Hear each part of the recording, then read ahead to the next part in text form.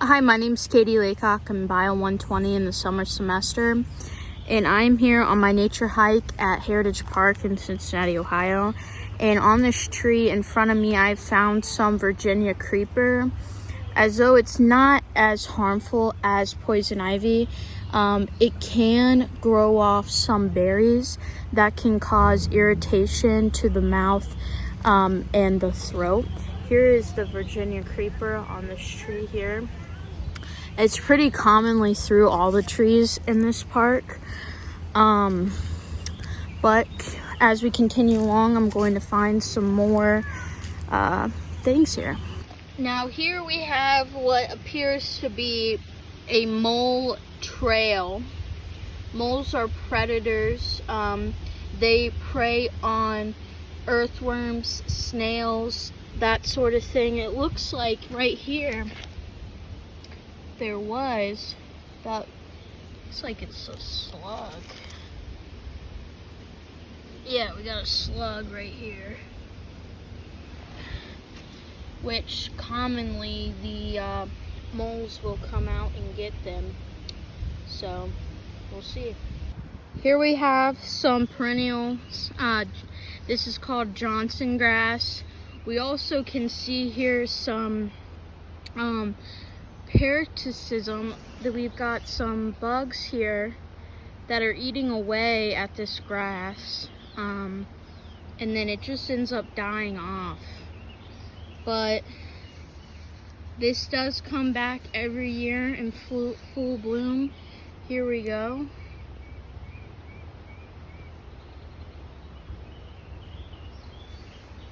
Now, it is harmed by these bugs because it will die off.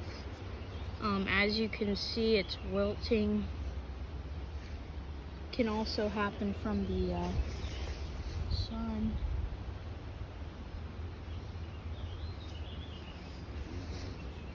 All the June bugs around here eating away. And we have some weeds that are also endangering this Johnson grass as well. Now the river's running quite fast today due to all the rain that this area has seen. But this is a heavy area. We got some predators up there trying to swoop down, get some fish.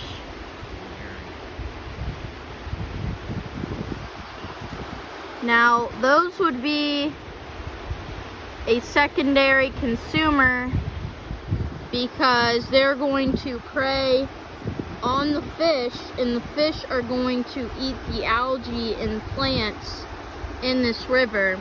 But this is a heavy limestone quarry. All of the limestone deposits into this river. I wish I could get closer to see and show you some. But as you can see, it is all full of limestone here today. We have some armature here on these leaves. As you can see here, it's very sharp. Scrape your leg on this. I can actually even cut you. I actually already have a cut from it. But it can really hurt people, and it's kind of just telling you, like, stay out of my way, but it's actually just a weed. But it's got some armature on that. We also have some armature on this plant as well. We have some spikes, some thorns here.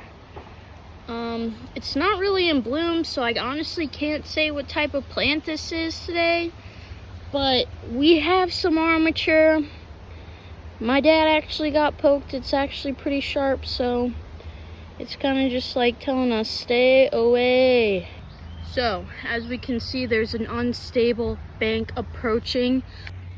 Alright, so this is a pretty textbook definition of sediment erosion here. As you can see by the way the bank is laying, this used to be full once upon a time as well. Take a look at this tree. It was completely uprooted here. And unfortunately, we can see some pollution pretty much about anywhere you go anymore. Around here you can see a lot of pollution, but this poor tree, once a beauty, was uprooted here by the erosion. It's pretty hard to walk on this sand, but we keep walking here. You can see even more pollution. I need to get a bag and I'm gonna collect all this. But if we get close here to the water,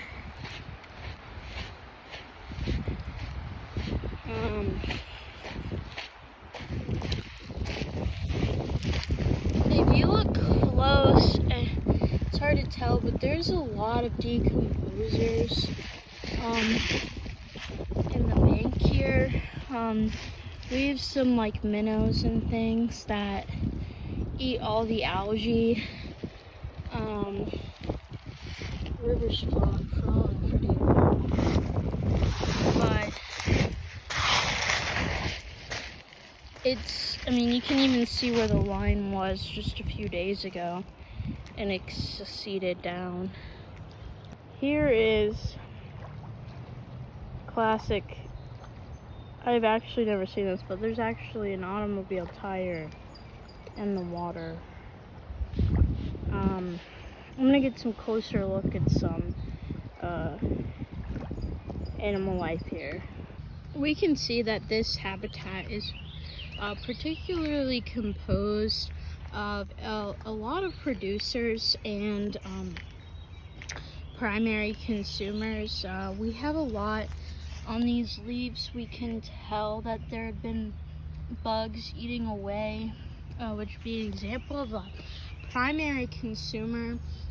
On the tree, we can see, it's kind of hard to tell with this lighting, but there are bugs, and we can show that as also as primary consumers. There's some bees flying around here. Bees are very, very helpful to the environment. Without bees, a lot of things would not be possible. They are a keystone species where they help distribute the pollen off of these plants. They also help fertilize and distribute around, so a lot of this has been growing due to the bees. It's very example of symbiosis. They work together in this environment. The bees, not only are they feeding off of the plant, but the plant is surviving and thriving due to the bee helping distribute the pollen. Some lichen on the tree in the front yard of my childhood home. This is a fungus, but it is a symbiotic relationship with this tree. It's pretty much full. This is a maple tree. It's pretty much all over engrossing this tree.